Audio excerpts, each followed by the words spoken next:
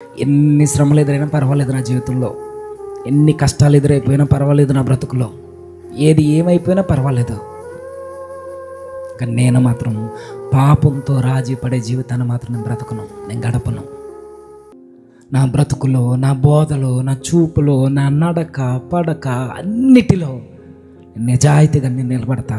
ఇప్పటివరకు తెలుసో తెలియకో చేసేసాను. ఈ రోజు నుండి నేను వన్నట్టే నిలబడతా. నాకు యాతన ఉన్నా పర్వాలేదు, కానీ నేను రాజీ పడను. నాకు శ్రమలున్నా పర్వాలేదు, కానీ నేను వెనకడుగేయను.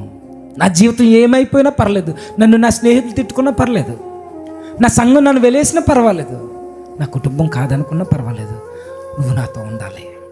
వచ్చాము, వెళ్ళిపోయాము, ఏదో విన్నాం, నేర్చుకున్నాం. దేవుడు నువ్వెంత నేర్చుకున్నావు అడగడు.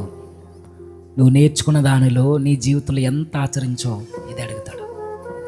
నీకు ఎన్ని డాక్టర్స్ తెలుసు అవసరం లేదు ప్రభువుకి, సెకండరీ అదే. నీకు వాక్యం మీద ఎంత పట్టుంది అవసరం లేదు, సెకండరీ అదే. నువ్వు వాక్యపు పట్టు కిందకి వెళ్ళావా లేదా, వాక్యం నీ మీద పట్టు సాధించిందా లేదా, ఇది అడుగుతాడు దేవుడు.